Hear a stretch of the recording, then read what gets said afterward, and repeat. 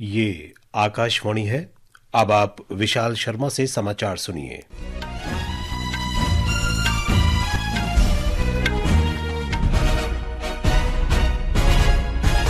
प्रधानमंत्री नरेंद्र मोदी ने कहा है कि सरकार आत्मनिर्भर भारत के दृष्टिकोण के साथ कार्य कर रही है और सुधारों की गति तेज की गई है।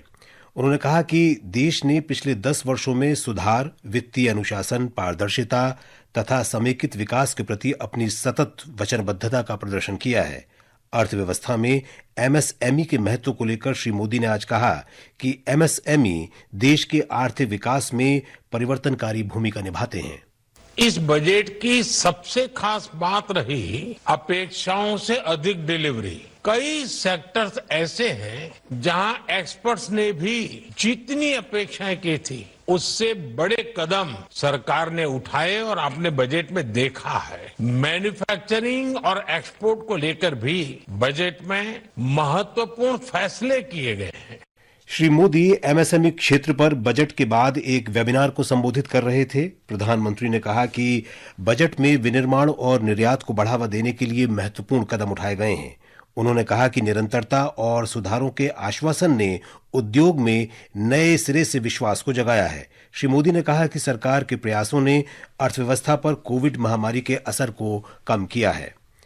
भारत की यात्रा पर आई बेल्जियम की राजकुमारी एस्ट्रिड आज नई दिल्ली में प्रधानमंत्री नरेंद्र मोदी से मुलाकात करेंगी। वे 8 मार्च तक भारत यात्रा पर हैं। राजकुमारी एस्ट्रिड ने बेल्जियम के रक्षा मंत्री थियो फ्रैंकेन सहित कल रक्षा मंत्री राजनाथ सिंह से मुलाकात की। उन्होंने दोनों देशों के बीच रक्षा औद्योगिक सहयोग बढ़ाने के उपायों पर चर्चा की। श्री राजनाथ सिंह ने रक्षा क्षेत्र में बेल्जियम के निवेश का स्वागत किया। रक्षा मंत्री राजनाथ सिंह ने कहा है कि हाइब्रिड युद्ध, साइबर और अंतरिक्ष आधारित बाधाओं जैसे गैर पारंपरिक खतरे सुरक्षा उपकरणों के लिए चुनौती पेश कर रहे हैं। उन्होंने कहा कि आंतरिक तथा बाहरी सुरक्षा के बीच तालमेल नहीं बन पाने के कारण विश्व में सुरक्षा की स्थिति जटिल हो चुकी है। नई दिल्ली में आज आंतरिक सुरक्षा के लिए अग्रिम प्रौद्योगिकी पर एक संगोष्ठी में रक्षा मंत्री ने कहा कि सरकार एक सहयोगात्मक तरीके से संस्थानों के साथ मिलकर काम करने का प्रयास कर रही है। महाराष्ट्र में समाजवादी पार्टी प्रमुख और विधायक अबू आजमी के खिलाफ मुगल शासक औरंगजेब का बचाव करने वाली कथित टिप्पणी को लेकर एफआईआर दर्ज की गई है। उनके बयान की सभी राजनीतिक दलों ने तीखी आलोचना की है।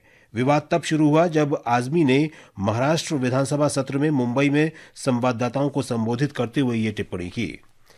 महाराष्ट्र के खाद्य, नागरिक आपूर्ति और उपभोक्ता संरक्षण मंत्री धनंजय मुंडे ने मुख्यमंत्री देवेंद्र फडणवीस को अपना इस्तीफा सौंप दिया है।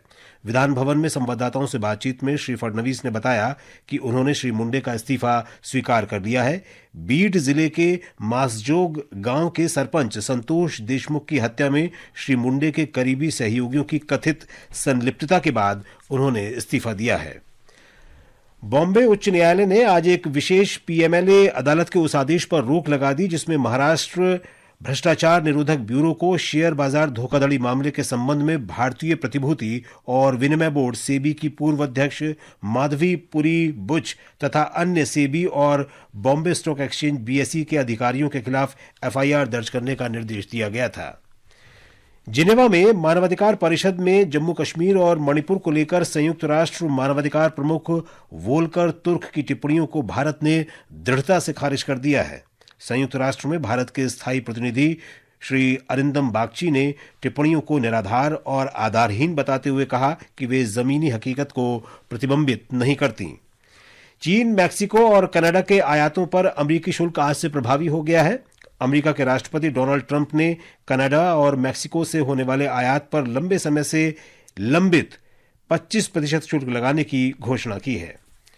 दुबई में चैंपियंस ट्रॉफी क्रिकेट टूर्नामेंट में भारत के साथ पहले सेमीफाइनल में ऑस्ट्रेलिया ने 22वें ओवर में 2 विकेट पर 106 रन बना लिए हैं।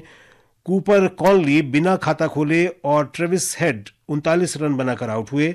मोहम्मद शमी और वरुण चक्रवर्ती ने अब तक एक विकेट लिया है। आज ऑस्ट्रेलिया ने टॉस जीतकर पहले बल्लेबाजी का फैसला किया। इसके साथ ही ये समाचार बुलेटिन समाप्त हुआ।